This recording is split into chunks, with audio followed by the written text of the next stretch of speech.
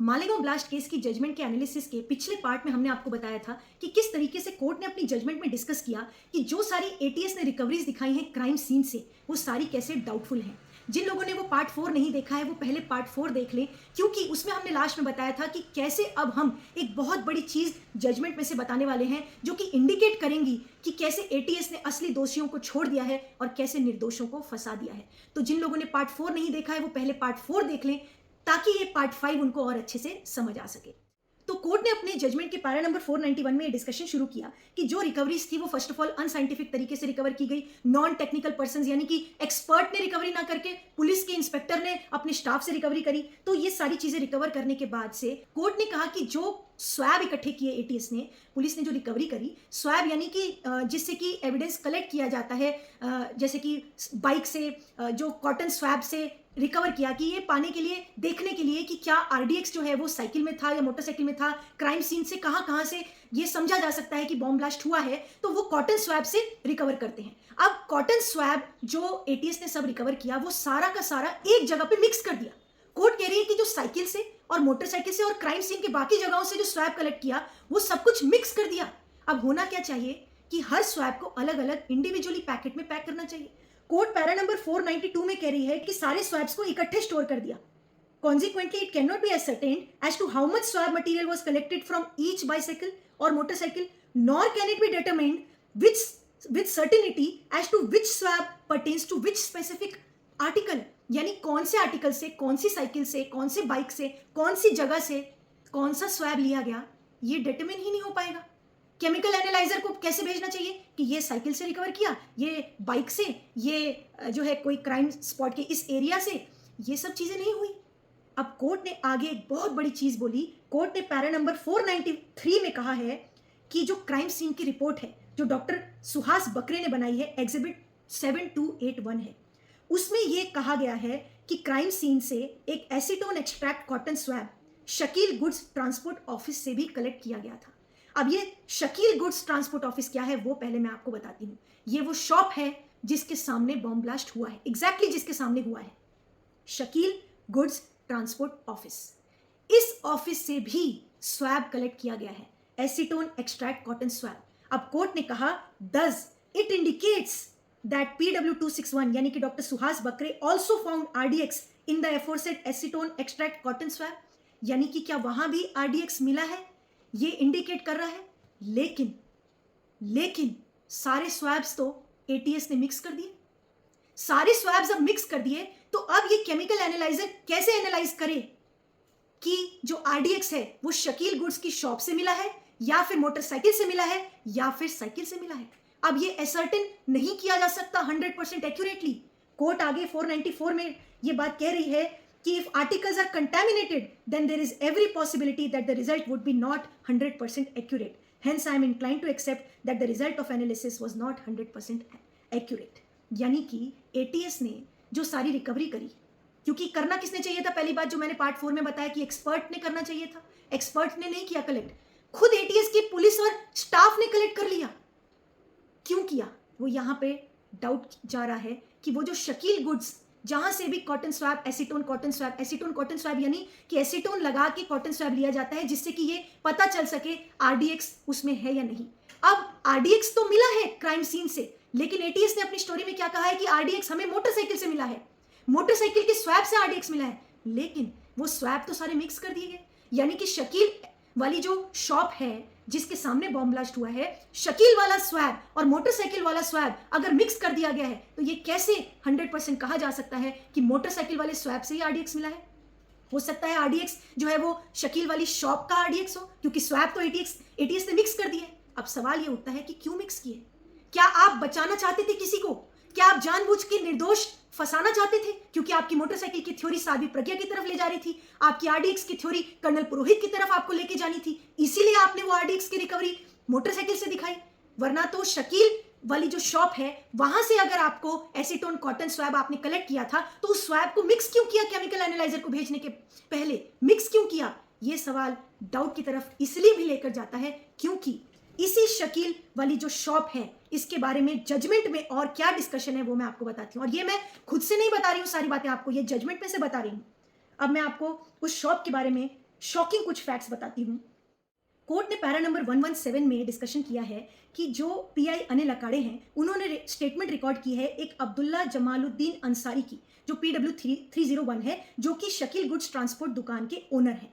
उन्होंने ये एडमिट किया है, उनके 161 स्टेटमेंट में ये आया है कि 2008 से पहले एक ऑफिस था सिमी का, जो कि शकील गुड्स ट्रांसपोर्ट के फर्स्ट फ्लोर पर था। ये कौन बोल रहा है? शकील गुड्स ट्रांसपोर्ट के ओनर। उन्होंने खुद एडमिट किया है। और during investigation it was also transpired that SIMI was terrorist organisation and it was banned in the year 2006। ये भी एविडेंस में आया है। उसके बाद पैरा नंबर 118 में कोर्ट कह रही है कि एसीपी मोहन कुलकर्णी, जो कि ATS के ऑफिसर हैं, he has admitted in cross examination that on second floor of Shakil Goods Transport Office there was an office of Simi। ATS के समीर, ATS के मोहन कुलकर्णी ने कहा है, और ये भी कहा है that it was banned organization। वो कह रहे हैं कि बैंड ऑर्गेनाइजेशन सिमी का ऑफिस था शकील गुड्स ट्रांसपोर्ट ऑफिस के ऊपर। He knows that how to get the information about band organization, its activists, and as to whether they were present at the same locality or not at the relevant time, but he did not investigate as to whether Simi office was operative or not at the relevant time। यानी कि ACP Mohan Kulkarni ने ये cross examination में admit किया कि उनके लिए ये पॉसिबल था इन्वेस्टिगेट करना कि क्या सिमी उस समय एक्टिव थी वहां पर, क्या उस समय रेलिवेंट टाइम पीरियड में क्या वहां पर वो लोग प्रेजेंट थे, इस पर वो इन्वेस्टिगेट कर सकते थे, लेकिन उन्होंने इन्वेस्टिगेट नहीं किया। आगे कोर्ट कह रही है admittedly they had not investigated from this angle to rule out the possibility that there was no involvement of SIMI. Moreover on the day of incident Abdul Hamid Mohammad Amin PW 42 had seen one girl who was standing near the motorcycle। यानी कि court कह रही है कि ACP Mohan Kulkarni ने admit किया कि उन्होंने इस दिशा में इन्वेस्टिगेट ही नहीं किया, इस चीज को रूल आउट करने के लिए कि सिमी इन्वॉल्व नहीं हो सकती, इसको रूल आउट करने के लिए कोई इन्वेस्टिगेशन नहीं करी। और एक विटनेस है अब्दुल हमीद, 42 नंबर है इन प्रोसिक्यूशन विटनेस का, प्रोसिक्यूशन के विटनेस है, इन्होंने कहा था कि इन्होंने एक लड़की को उस मोटरसाइकिल के पास में देखा था, लेकिन उस दिशा में ATS ने कोई इन्वेस्टिगेशन नहीं करी। At the same time it is also necessary to mention that in what directions the matter to be investigated it is the sole prerogative of the investigating officer. It is also necessary to mention that when the certain facts came to the knowledge or transpired during the course of investigation then those angle are also required to be considered and investigated. ये ATS ने करना चाहिए था investigation, लेकिन नहीं किया। यानी court कह रही है कि ये सारा प्रेरोगेटिव तो इन्वेस्टिगेटिंग एजेंसी का होता है कि उन्होंने हर डायरेक्शन में इन्वेस्टिगेट करना चाहिए, लेकिन ATS ने इस डायरेक्शन में इन्वेस्टिगेट किया ही नहीं। ATS ने कहा कि मोटरसाइकिल हमें पता चला कि एक बार साध्वी प्रज्ञा के नाम थी, तो बस इतनी बात से उन्होंने साध्वी प्रज्ञा को अरेस्ट कर लिया और 17 साल तक उन पर प्रोसिक्यूशन चला इस एक छोटी सी बात पर, जबकि बाद में वो प्रूव भी हो गया। वो हमने पार्ट 3 में आपको बताया है कि वो प्रूव भी हो गया कि वो मोटरसाइकिल साध्वी प्रज्ञा यूज ही नहीं कर रही थी, लेकिन फिर भी इस बात से कि कुछ साल पहले साध्वी प्रज्ञा के नाम वो मोटरसाइकिल थी, सिर्फ इस पॉइंट पर साध्वी प्रज्ञा को अरेस्ट कर लिया। लेकिन क्या उससे बड़ा ये पॉइंट नहीं है कि शकील वाली जो गुड्स की ट्रांसपोर्ट वाली शॉप है उसके ऊपर वाले फ्लोर पर सिमी का ऑफिस था, जबकि वो खुद शॉप के ओनर बता रहे हैं, तो भी इस दिशा में इन्वेस्टिगेट नहीं किया। ये एविडेंस जो है वो बड़ा नहीं लगता है ATS को, लेकिन मोटरसाइकिल वाला एविडेंस पुलिस को, ATS को बड़ा लगता है। और इसके अलावा कोर्ट ने पैरा नंबर 364 में भी ये डिस्कशन किया है कि पुलिस जो है ATS वो शकील गुड्स ट्रांसपोर्ट कंपनी के अंदर गई ही नहीं इन्वेस्टिगेट करने के लिए, देखने के लिए, उसके अंदर गई ही नहीं। कोर्ट ने कहा he has not visited, यानी police he has not visited or entered into Shakil Goods Transport Company, but in FIR he has mentioned that the Shakil Goods Transport Company was found in half burnt condition। यानी उस जो company है, जो दुकान है, वो आधी जली हुई सिचुएशन में थी, लेकिन फिर भी उसको विजिट ही नहीं किया। उसके अलावा कोर्ट ने एक और चीज डिस्कस की है, visit of land surveyor. Para number 502 से डिस्कशन किया है, यानी कि लैंड का सर्वेयर बुलाया जाता है ये देखने के लिए कि कौन कौन सी प्रॉपर्टीज को कितना कितना नुकसान हुआ है। अब लैंड सर्वेयर जिनका नाम पंडरीनाथ चौधरी है, PW प्रोसिक्यूशन विटनेस नंबर 116, उन्होंने डिपोज किया कि वो 17/10/2008 को क्राइम सीन पर गए थे 7-8 पुलिस ऑफिसर्स के साथ, और उन्होंने मैप प्रिपेयर किया था। और उनके मैप में कोर्ट पैरा नंबर 505 में कह रही है there is no disclosure of Shakeel goods transport in front of which the alleged incident took place. Map में शकील गुड्स ट्रांसपोर्ट कंपनी के शॉप का नाम ही नहीं लिखा है कि ऐसा भी कोई ऑफिस था, लिखा ही नहीं है। और आगे पैरा नंबर 527 में तो कोर्ट ऐसा शॉकिंग डिस्कशन कर रही है कि शकील गुड्स ट्रांसपोर्ट जो है वो डैमेज थी। ये बात तो स्पॉट पंचनामा में आया है, हाफ बर्न्ड भी थी, लेकिन जो रिपोर्ट बनाई गई इमूवेबल प्रॉपर्टीज की, जो कि दिखाया गया कि डैमेज्ड है, उन प्रॉपर्टीज की लिस्ट में शकील गुड्स ट्रांसपोर्ट का नाम ही नहीं है कि वो डैमेज भी थी। ये कितना बड़ा कॉन्ट्रडिक्शन है।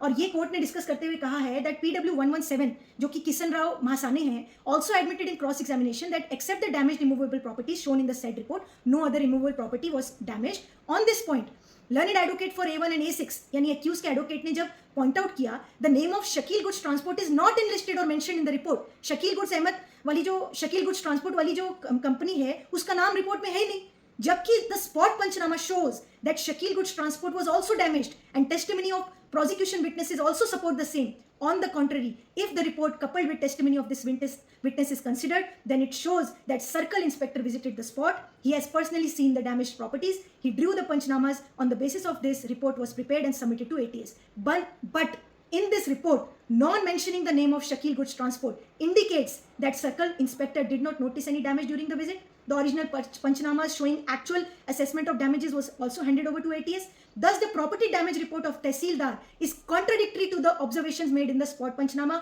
about the damages caused to Shakil Goods Transport. Therefore, the property damage report given by Tehsildar is not supporting to the case of prosecution. यानी तहसीलदार की जो प्रॉपर्टी डैमेज रिपोर्ट है जिसमें कि लिस्ट है कौन कौन सी प्रॉपर्टी डैमेज है उसमें शकील गुड्स ट्रांसपोर्ट का नाम ही नहीं है। अब स्पॉट पंचनामा तो कहता है कि शकील गुड्स ट्रांसपोर्ट डैमेज थी, बर्न्ड थी, लेकिन डैमेज प्रॉपर्टीज की जो लिस्ट तहसीलदार ने दी उसमें शकील गुड्स ट्रांसपोर्ट का नाम ही नहीं है। ये दोनों कॉन्ट्राडिक्टरी रिपोर्ट्स क्या बताती हैं? एटीएस पर पूरा शंका दिखाती हैं।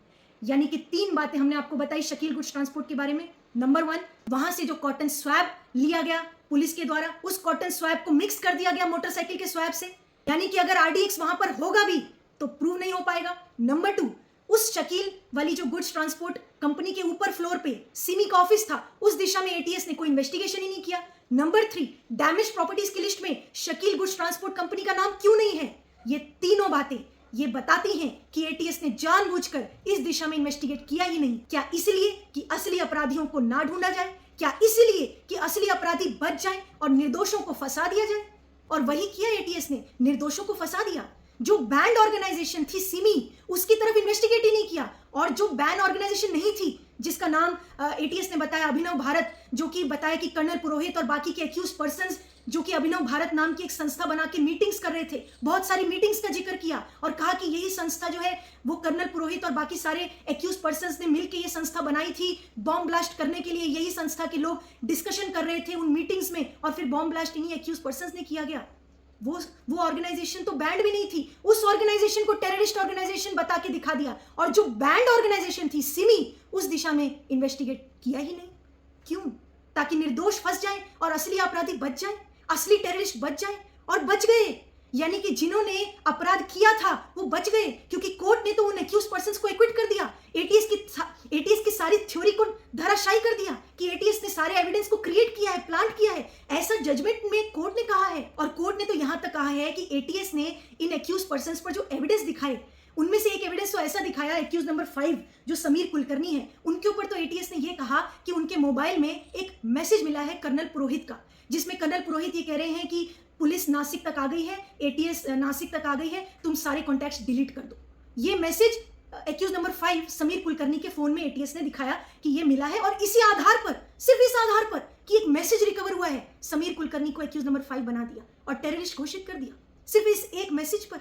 और वो मैसेज पर भी कोर्ट ने डिस्कशन किया है कि वो मैसेज प्रूव नहीं कर पाई एटीएस, कोई साइंटिफिक एविडेंस नहीं, 65B सर्टिफिकेट नहीं, और वो मैसेज कब रिकवर हुआ है? जब वो फोन समीर कुलकर्णी का वो फोन एटीएस के पास ही जमा था। तो ये कैसे कह सकते हैं कि वो मैसेज सही में कर्नल पुरोहित ने समीर कुलकर्णी को भेजा है? क्योंकि जब फोन ही एटीएस की कस्टडी में है, जब खुद समीर कुलकर्णी एटीएस की कस्टडी में ही थे, उस दौरान कर्नल पुरोहित कैसे मैसेज भेज सकते हैं? और ऐसे मैसेज को एटीएस ने कहा कि ये हमने एक एविडेंस ढूंढ लिया है, इसलिए समीर कुलकर्णी को टेररिस्ट बना दिया। यानी एविडेंस क्रिएट कर रही है एटीएस निर्दोषों को फंसाने के लिए।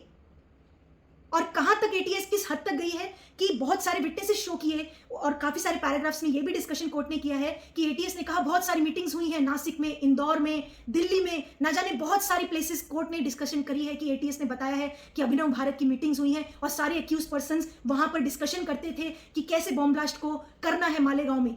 तो जो विटनेसेस एटीएस ने पेश करे इन मीटिंग्स के लिए, वो सारे विटनेसेस कह रहे हैं कोर्ट में कि हमें मार पीट कर, टॉर्चर करके हमसे जबरदस्ती बुलवाया गया कि मीटिंग्स में बॉम्ब ब्लास्ट की डिस्कशन होती थी। कोई विटनेस कह रहे हैं कि हम तो उस मीटिंग में शामिल ही नहीं थे। कोई विटनेस कह रहे हैं कि अगर मीटिंग में हम शामिल थे भी तो मीटिंग्स में सिर्फ देशभक्ति की बात होती थी, कोई बॉम्ब ब्लास्ट या आतंकवादी के केस में कोई इस तरह की डिस्कशन नहीं होती थी। और वो सारे विटनेसेस कह रहे हैं कि हमें जानबूझकर ये बुलवाया गया, हम पे प्रेशर डाल के, हमें मार पीट कर। कोई विटनेस तो कह रहा है हमारा कान फट गया, कोई कह रहा है इतना टॉर्चर किया कि हमने ह्यूमन राइट्स कमीशन में रिपोर्ट दी है, कंप्लेंट करी है।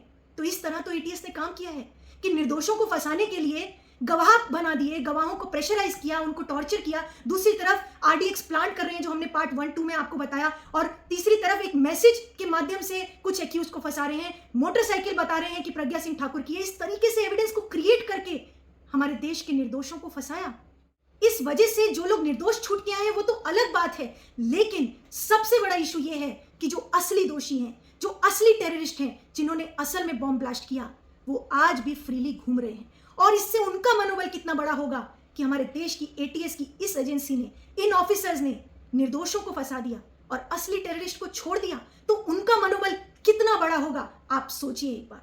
कितना उनका कॉन्फिडेंस बड़ा होगा कि फिर से वो ऐसा क्राइम कर सकेंगे आराम से हमारे देश में। इसके जिम्मेदार कौन हैं? वो एटीएस ऑफिसर्स हैं जिन्होंने ऐसी इन्वेस्टिगेशन करी कि असली अपराधियों को छोड़ दिया और निर्दोषों को फंसा दिया। जबकि होना क्या चाहिए हमारे देश की एजेंसियों का, इन्वेस्टिगेटिंग ऑफिसर्स की जिम्मेदारी क्या होती है कि असली दोषियों को पकड़ के लाओ, पाताल में से भी ढूंढ कर लाओ। लेकिन उन्होंने असली दोषियों को छोड़ दिया और निर्दोषों को फंसा दिया, उल्टा किया। होना क्या चाहिए हमारे देश में? हमारा लॉ क्या कहता है कि निर्दोष फंसे नहीं और दोषी बचे नहीं। लेकिन हुआ क्या इस केस में कि दोषी बच गए और निर्दोष फंस गए। सो मालेगांव ब्लास्ट केस की जजमेंट की सीरीज के इस आखिरी एपिसोड में लास्ट स्टेटमेंट, लास्ट कमेंट हम यही देना चाहेंगे कि अब सरकार की यह जिम्मेदारी है कि उन इन्वेस्टिगेटिंग ऑफिसर्स, एटीएस के उन ऑफिसर्स को अकाउंटेबल होल्ड किया जाए जिन्होंने निर्दोषों को फंसाया। और जहां पर कई डाउट जजमेंट में रेज हो रहे हैं कि असली अपराधी कोई और थे, उनको क्यों नहीं पकड़ा गया, उनका कॉन्फिडेंस जो बूस्ट हुआ है ऐसे इन्वेस्टिगेटिंग ऑफिसर्स की वजह से, इन इन्वेस्टिगेटिंग ऑफिसर्स को अकाउंटेबल होल्ड किया जाए। और आगे से हमारी बड़ी से बड़ी जो एजेंसीज, इन्वेस्टिगेटिंग एजेंसीज, उनमें इन्वेस्टिगेटिंग ऑफिसर्स ऐसे होने चाहिए, ऐसे ऑनेस्ट होने चाहिए, ऐसे रिस्पॉन्सिबल होने चाहिए कि वो दोबारा ऐसी चीज ना कर सकें किसी के दबाव में आकर, या किसी भी कारणवश कोई भी इन्वेस्टिगेटिंग एजेंसी, कोई भी इन्वेस्टिगेटिंग ऑफिसर इस तरह की इन्वेस्टिगेशन ना करे कि निर्दोष फंस जाए और असली दोषी बच जाए।